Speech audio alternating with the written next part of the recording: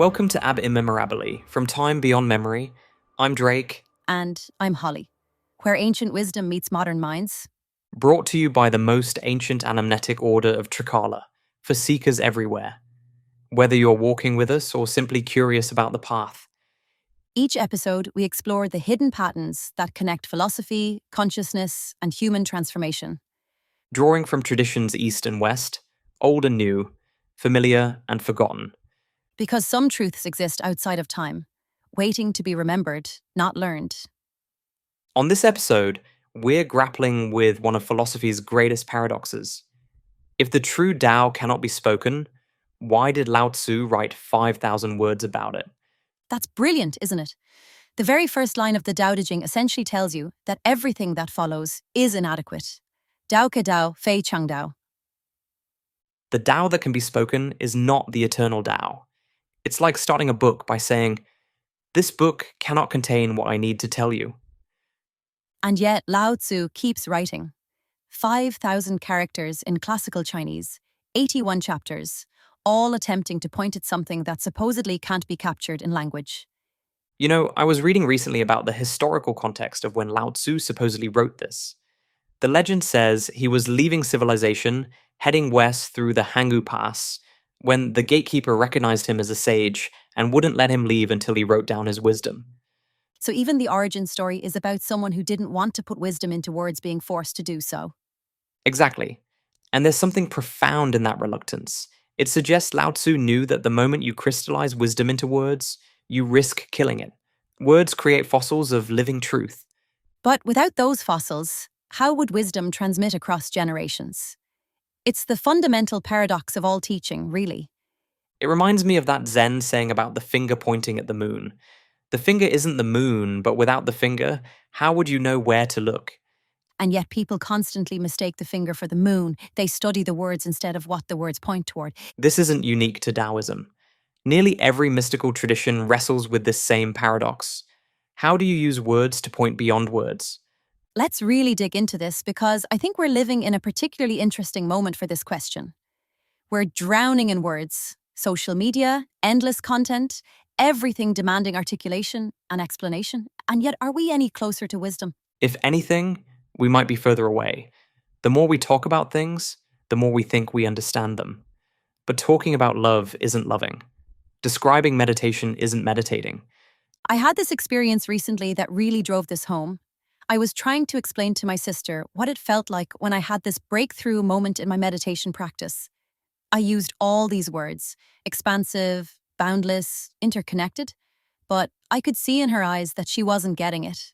Not because she's not intelligent, but because the experience exists in a dimension that words simply can't reach. That's the crux of it. Language evolved to navigate the practical world. Watch out for that tiger. The berries are over there. But consciousness has dimensions that predate language, that exist outside its reach. And this is where things get philosophically interesting. Because language doesn't just describe reality, it shapes how we perceive it. The Sapir-Whorf hypothesis suggests that the language we speak influences how we think and what we can even conceive of. Which means language both reveals and conceals. It illuminates certain aspects of reality while obscuring others. Think about how different languages carve up the color spectrum differently. Russian has separate words for light blue and dark blue, goluboy and siny, and Russian speakers actually perceive these as distinct colors more quickly than English speakers do. So if ordinary language shapes ordinary perception, what happens with mystical language? Can it shape mystical perception? That's exactly what the mystics seem to be attempting. They're not just using language differently, they're trying to use it to break our normal patterns of perception. Let's look at how they do this. One major strategy is apophatic language, or the via negativa, the negative way. Instead of saying what something is, you say what it's not. This shows up everywhere.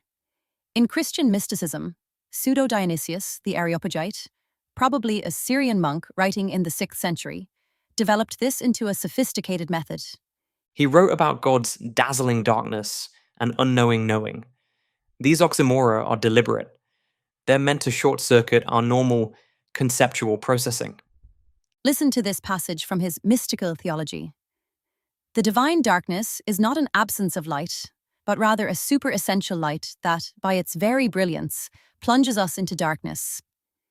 It's linguistically violent in a way. It attacks the normal functioning of language. And that violence is necessary because our concepts have become prisons. We think we know what light means, what darkness means, but these categories blind us to what's beyond both. Meister Eckhart, writing in the 14th century, took this even further. He said, we must go beyond God to find God, beyond our concept of the divine to encounter the living reality. He actually got in trouble with the church for saying things like God is a being beyond being and a nothingness beyond being. Because it sounds like heresy, if you're thinking conceptually. But he's pointing to something that exists before the division into being and non-being. The German language gave him some interesting tools for this. He could create compound words, neologisms that had never been spoken before, forcing the reader to encounter meaning freshly. He used words like istigate, isness, trying to point to pure being before it gets divided into categories. This technique shows up in Eastern traditions too, perhaps even more prominently. In Hinduism, the Upanishads use neti, not this, not that, to point toward Brahman, ultimate reality. The Brihadaranyaka Upanishad says, now therefore the description of Brahman, not this, not that. For there is no other and more appropriate description than this, not this. It's stripping away every possible conceptual handle. You can't say Brahman is conscious because that implies it could be unconscious. You can't say it exists because that implies it could not exist. The Mandukya Upanishad describes Turiya, the fourth state of consciousness beyond waking, dreaming, and deep sleep. But how do they describe it? It is not consciousness of the internal world, nor consciousness of the external world, nor consciousness of both worlds. It goes on, negating every possible position until the mind simply has to release its grip. Buddhism takes this to an extreme with Nagarjuna's tetralemma or kataskoti. For any proposition about ultimate reality, he shows it's not true, not false, not both true and false, and not neither true nor false. Which sounds like philosophical madness, but Nagarjuna is trying to show that ultimate reality, what Buddhists call emptiness or shunyata, exists before our logical categories apply. He's demonstrating the inadequacy of language at its very root, at the level of logic itself. And this connects beautifully to Wittgenstein, doesn't it? People often quote his line from the Tractatus, whereof one cannot speak, thereof one must be silent, as if he's dismissing the mystical. But that's a complete misreading. The full context shows he took the mystical very seriously. He wrote, there are indeed things that cannot be put into words. They make themselves manifest. They are what is mystical. They make themselves manifest, that's the key phrase. The ineffable shows itself, just not through words. Wittgenstein actually said the mystical was the most important part of the Tractatus, even though, or perhaps because, it's what the book doesn't directly address. And in his later work, he developed this idea of language games, showing how meaning isn't fixed, but emerges from use, from context, from what he called forms of life. Which suggests that mystical language might be playing a different game entirely than ordinary descriptive language. Exactly. It's not trying to accurately represent facts about the world. It's trying to transform consciousness, to shift the reader or listener into a different mode of awareness. This is where poetry becomes crucial. Poets have always known that language can do more than just describe. It can evoke, invoke, provoke. And mystical poetry is its own special category. Think about Rumi, the 13th century Sufi master. His poetry doesn't explain spiritual states, it induces them. Sell your cleverness and buy bewilderment. Cleverness is mere opinion, bewilderment is intuition. Notice how he's not arguing for bewilderment. He's not giving you reasons to prefer it. He's giving you a command that, if followed, would transform your entire orientation. Or this one. Out beyond ideas of wrongdoing and right-doing, there is a field. I'll meet you there. When the soul lies down in that grass, the world is too full to talk about. Too full to talk about. Language fails not from emptiness, but from overflowing. Hafiz, another great Sufi poet, wrote, the sun once glimpsed God's true nature and has never been the same. Thus, that radiant sphere faithfully rises each day to honor the truth of reality. He's using metaphor to point to something that can't be said directly. The sun becomes a symbol of enlightened consciousness, constantly expressing its realization through its very being. And this brings us to something interesting about the Daodejing itself. In classical Chinese, it's incredibly terse, almost telegraphic. The language has no tenses, no plurals, often no clear subject-object distinctions. So, it's already a language that's less rigidly categorical than modern English or other Indo-European languages. Exactly. Chinese characters are ideograms. They started as pictures. So there's still a visual, imagistic quality even in the writing system itself. And Lao-tzu exploits this fully. Many passages in the Daodejing can be read in multiple ways, with meanings that shift depending on how you parse them. For instance, Wu Wei is often translated as non-action or effortless action, but the characters literally show without and doing making forcing. So, it could mean not forcing, not interfering, not imposing your will, all slightly different shades of meaning. And maybe all of them at once. The ambiguity isn't a bug, it's a feature. It forces the reader to hold multiple possibilities simultaneously. Which is closer to how reality actually is. Multivalent, paradoxical, irreducible to single meanings. There's a wonderful passage in chapter 25 where Lao-tzu is trying to describe the Tao. He says, I do not know its name, I call it Tao.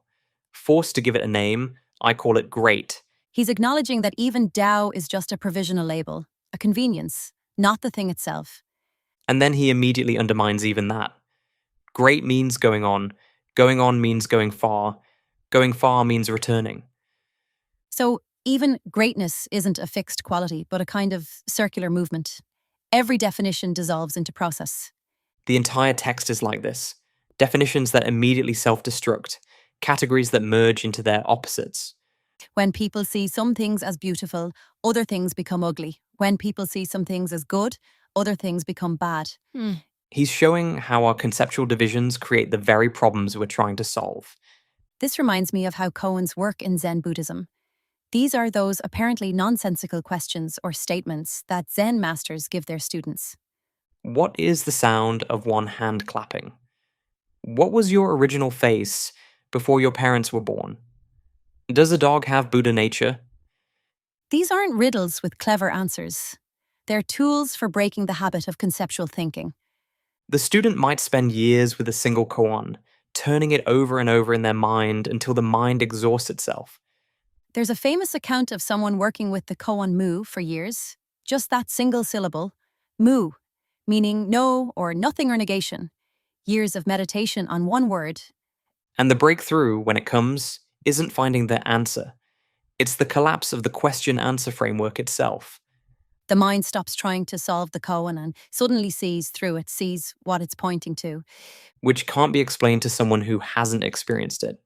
You can't give someone else your breakthrough. This is why Zen insists on mind-to-mind transmission. The deepest teachings aren't verbal, but a direct pointing from one consciousness to another. There's that famous story about the Buddha holding up a flower in silence. All the assembled monks are confused, except for Mahakashyapa, who simply smiles.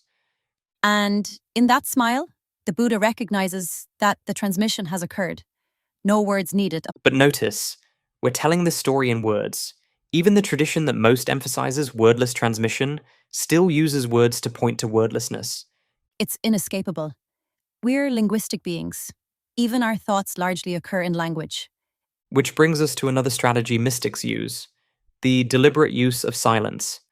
Silence not as absence, but as presence. Not as nothing, but as the space in which everything appears. The Buddha's noble silence is famous.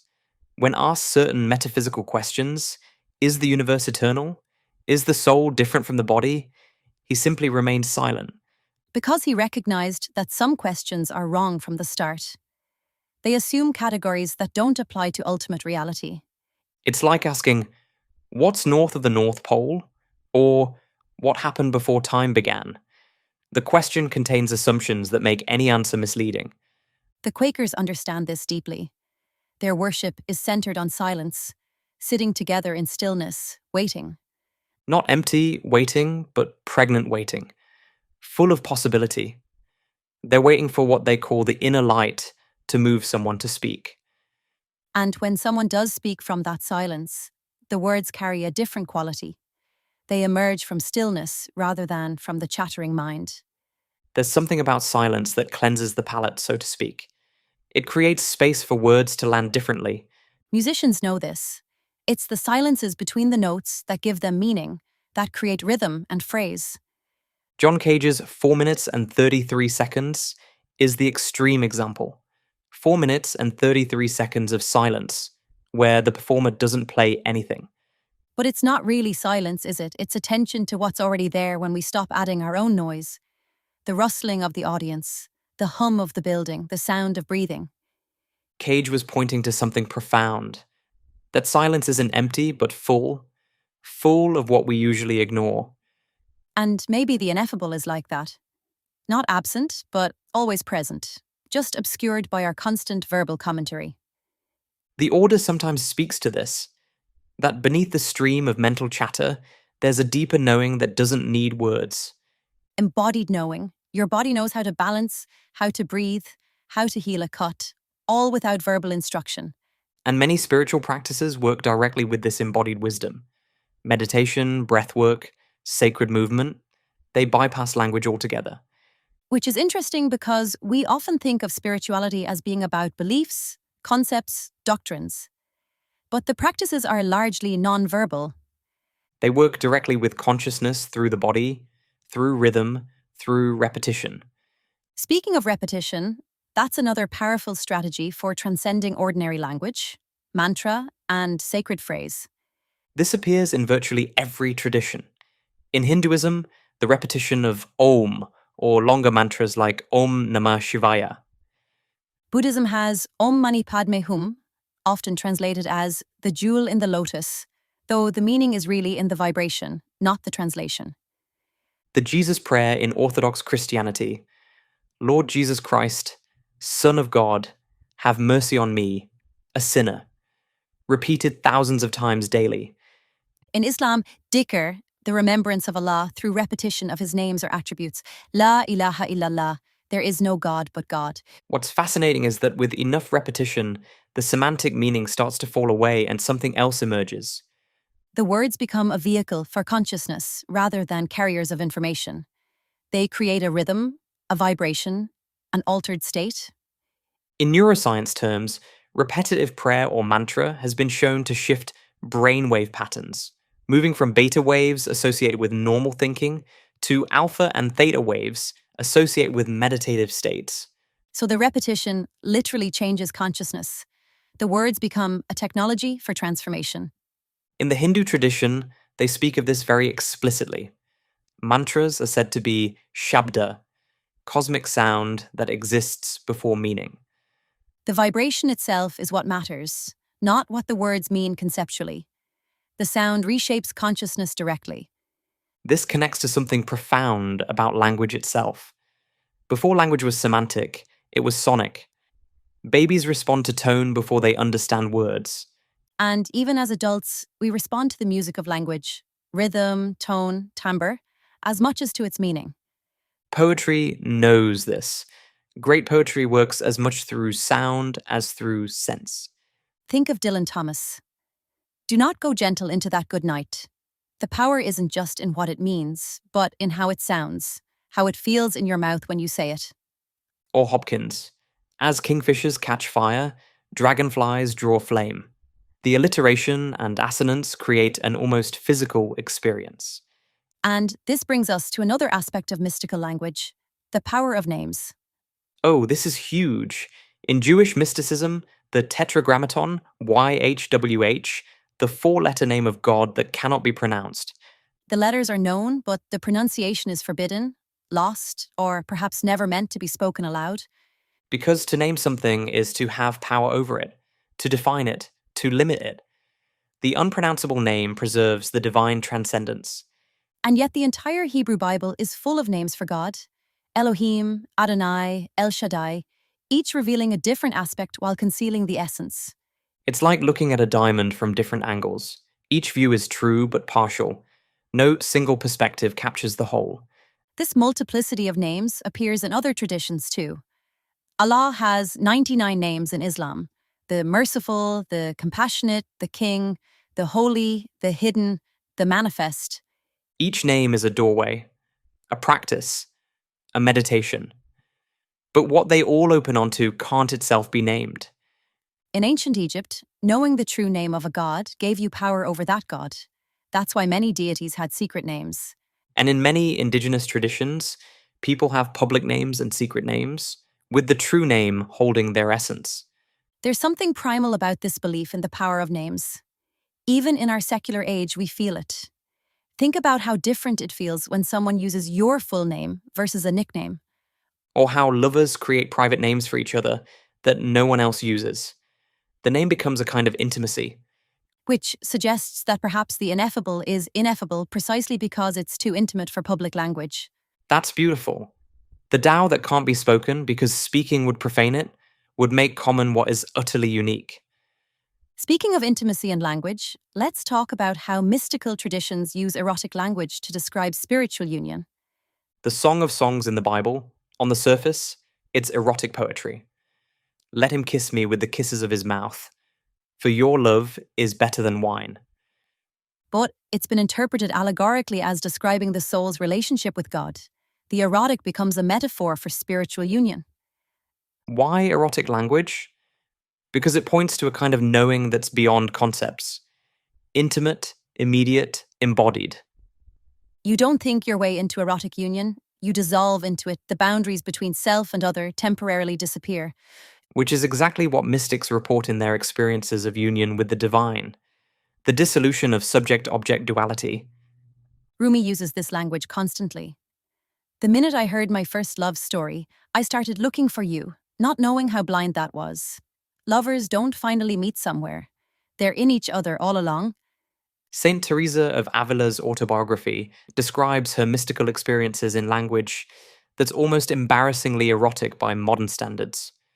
She writes about being pierced by a golden spear, wielded by an angel, experiencing pain so sweet she wanted it to never end. Bernini's sculpture, The Ecstasy of Saint Teresa, captures this. She looks like she's in the throes of, well, ecstasy. And maybe that's the only honest way to describe certain spiritual states. The language of ordinary experience fails, so you reach for the most intense experiences available. Which brings us to another strategy, using paradox to point beyond logic. Lao-tzu is the master of this. The wise are not learned. The learned are not wise. When people see some things as beautiful, other things become ugly. These aren't just clever wordplay. They're pointing to a level of reality where opposites coexist, where categories merge. The Tao that is bright seems dark. The Tao that goes forward seems to go backward. The Tao that is level seems rough. He's systematically undermining every conceptual foothold, forcing the mind to let go of its usual way of organizing reality. Nicholas of Cusa, the 15th century Christian mystic, called this the coincidence of opposites, coincidentia oppositorum. God is both the absolute maximum and the absolute minimum, infinitely great and infinitely small, everywhere and nowhere. When you really try to think this, the thinking mind breaks, which is precisely the point. The Buddhist philosopher Nagarjuna said, "The limits of language are the limits of samsara. As long as we're trapped in language, we're trapped in delusion." But he said this in language. He wrote extensive philosophical treatises about the inadequacy of philosophical treatises. The paradox is inescapable. We're like fish trying to describe water. We're so immersed in language that we can't step outside it to see it clearly. And yet, somehow, the mystics managed to use language against itself to create gaps through which something else can shine. Let's talk about another technique, the use of symbols and images that bypass rational understanding. The cross, the crescent, the Star of David, the Om symbol, the yin-yang, the mandala. These work differently than words. They don't argue or explain. They simply present themselves to consciousness. The yin-yang is particularly brilliant. It shows the interpenetration of opposites, how each contains the seed of the other, how they dance together in dynamic balance. And you can contemplate it for years and keep discovering new layers. It's informationally dense in a way that transcends verbal description. Mandalas in Tibetan Buddhism serve a similar function. These incredibly complex geometric designs are meant to be meditated upon, not analyzed. They're maps of consciousness, but not maps you read. Maps you enter, you inhabit, you dissolve into. Carl Jung was fascinated by mandalas. He saw them as universal symbols of the self, the integrated totality of conscious and unconscious. He had his patients draw mandalas as a form of therapy, letting the unconscious express itself directly through symbol rather than through words. Which points to something important. Symbols can carry meaning that we're not even consciously aware of. They speak to parts of us that predate our verbal, rational mind. The limbic system, the reptilian brain, the embodied wisdom of millions of years of evolution. This is why religious symbols can be so powerful, even for non-believers. They're touching something deeper than belief. Something archetypal, to use Jung's term. Patterns that are somehow built into the structure of consciousness itself. Which brings us back to Lao-tzu and his 5,000 words. Maybe we've been asking the wrong question all along. What do you mean? We've been asking, if the Tao can't be spoken, why did he write about it? But maybe the question should be, what is he doing with language that honors its ineffability? Ah, that's brilliant. When you look at the Daodejing that way, its strategies become clear. He's not trying to capture the Tao, but to create an experience of it. Every paradox opens a gap in conceptual thinking. Every natural image, water, valleys, uncarved blocks, evokes rather than explains. He uses emptiness as a positive value. We join spokes together in a wheel, but it is the center hole that makes the wagon move. The usefulness is in what's not there, the space, the emptiness, the potential. We hammer wood for a house, but it is the inner space that makes it livable. We work with being, but non-being is what we use. He's redirecting attention from things to the spaces between things, from form to emptiness, from figure to ground. And he constantly returns to the theme of return itself. Going far means returning. Everything cycles back to the source. The text itself embodies this. You can read it linearly, but it's really more like a spiral. Themes return, deepen, transform. Each reading reveals new layers. The text changes as you change. It meets you where you are. That's a mark of all great mystical literature, isn't it? It's not information to be consumed once, but a well to return to repeatedly. The order speaks of certain texts as living. They're not fixed containers of meaning, but dynamic fields of possibility. Which suggests that meaning isn't in the text itself, but in the relationship between text and reader. Like a piece of sheet music that needs a musician to become music. Exactly. The reader completes the circuit. Without consciousness engaging the words, they're just marks on a page. And different readers will actualize different meanings, different depths, depending on their own development. This relates to the whole tradition of hermeneutics, the art of interpretation. Sacred texts are understood to have multiple levels of meaning. In Judaism, there's Pardes, 4 levels of interpretation. Peshat, the simple or literal meaning. Remez, the hinted or allegorical meaning. Drash, the searched or moral meaning, and Sod, the secret or mystical meaning. The same words can be a simple story for a child, moral guidance for an adult, and mystical instruction for an initiate. Christianity has something similar, the literal, moral, allegorical, and anagogical levels of scripture. Islam, too. The Quran is said to have 7 or even 70 levels of meaning. So the ineffability isn't a problem to be solved, but a feature to be explored. The text becomes richer, not poorer, because it can't be definitively interpreted. It remains alive, capable of surprising you even after hundreds of readings. Which brings us to a crucial point about the ineffable. It's not necessarily distant or complex. It might be the simplest thing, right here in front of us. The Tao is great in all things, complete in all, universal in all, whole in all. It's not somewhere else, some other dimension. It's here, now, in this moment, in this breath. But we miss it because we're looking through the lens of concepts rather than direct perception. Language creates a kind of overlay on experience. We see tree instead of this utterly unique living being in front of us. We experience sadness instead of this particular quality of sensation in the chest, this specific weight behind the eyes. Meditation, in many traditions, is about learning to experience reality before language labels it. To see the tree before you think tree. To feel the sadness before you name it sadness. And in that pre-linguistic awareness, something else becomes possible, a different kind of knowing. The knowing that mystics speak of. Gnosis in Greek, jnana in Sanskrit, marifa in Arabic. Direct, immediate, intimate knowing, not knowing about but knowing as, not observing reality but being it. And how do you describe that to someone who hasn't experienced it? How do you use dualistic language to point to non-dual awareness? You can't directly, but you can create conditions for the discovery. You can point, suggest, evoke. Which is what all these mystical texts are doing. They're not giving you the answer. They're preparing you to discover it yourself. Like a meditation teacher who gives you instructions but can't meditate for you. Sit with your spine straight. Follow your breath. When thoughts arise, notice them and return to the breath.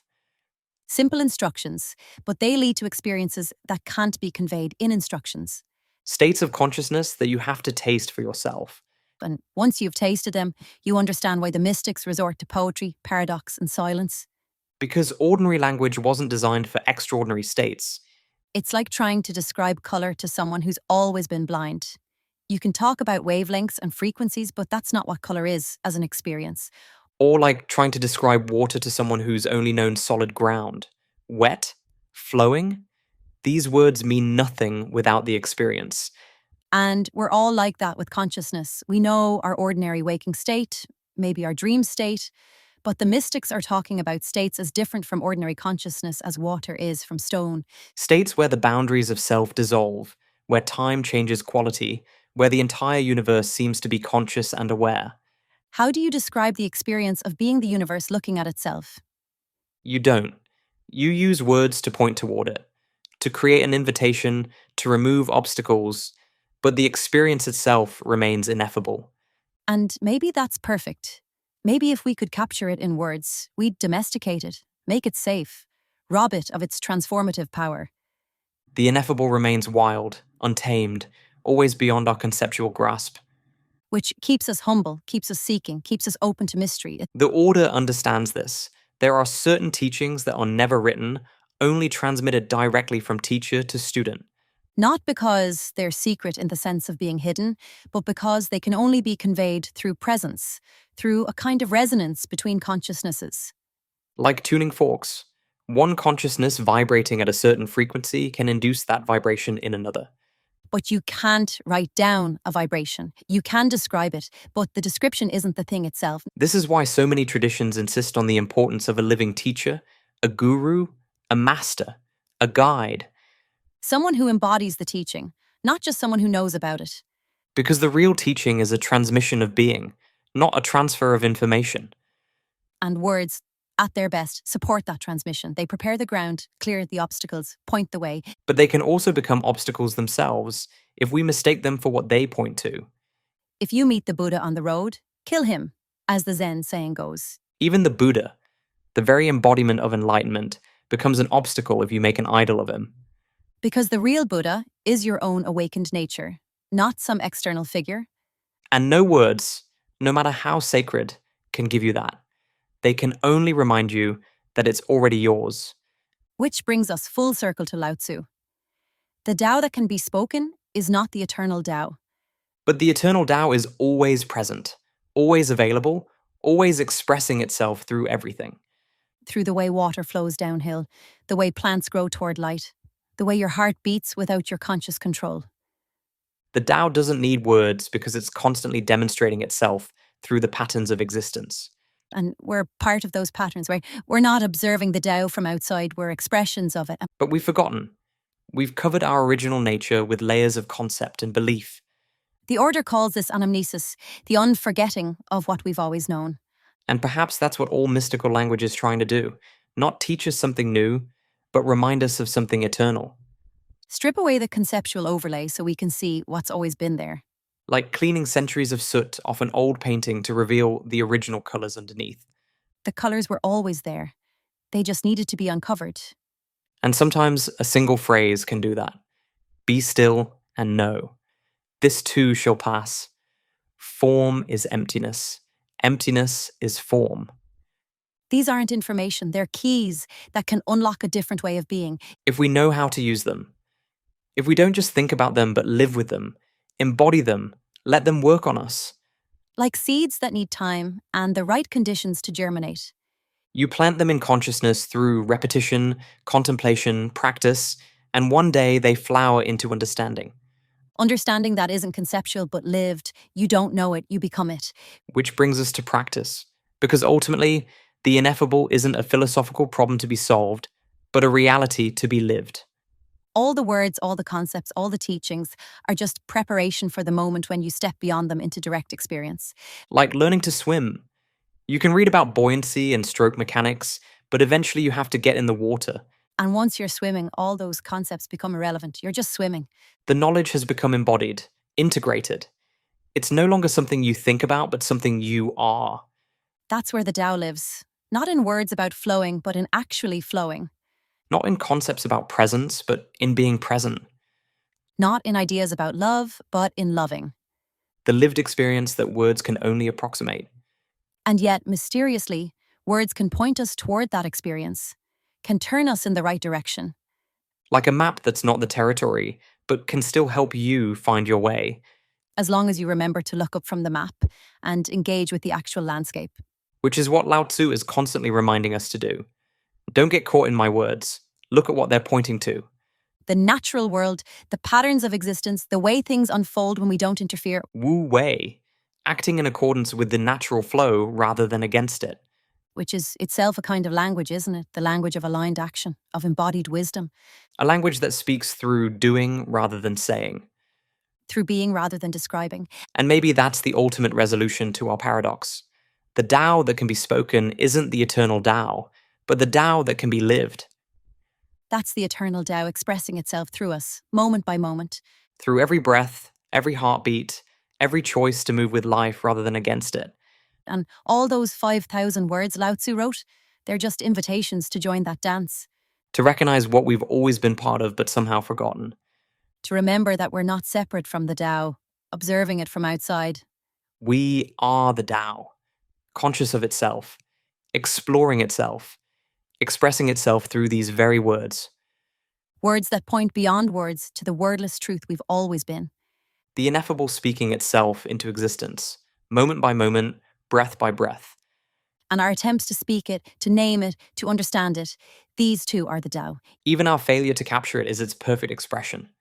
Because something that could be captured wouldn't be infinite, wouldn't be ultimate, wouldn't be the Tao. So the ineffability isn't a limitation, but a celebration of limitlessness. An acknowledgement that reality is always more than our concepts can contain. Always overflowing the boundaries of language, always exceeding our grasp. And yet always available, always present, always offering itself to direct experience.